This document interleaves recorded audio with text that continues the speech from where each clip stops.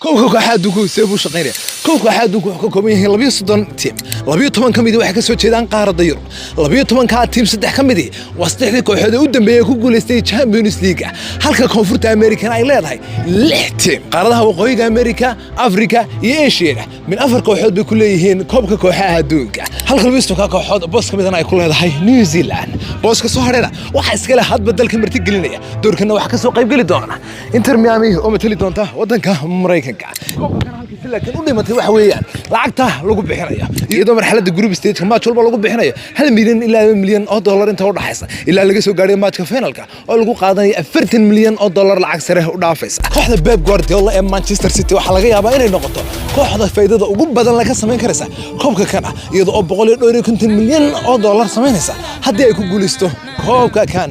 taageersanta koobka kana xalay tolan laga furay wadanka Mareykanka dad u baahantay maaliyadan Lionel Messi ee season kan ay ku ciyaaraysan Inter Miami waxaad ka helaysan Go Sports meel walba ka joogtay geega Soomaaliyeed waa lagu keenay bes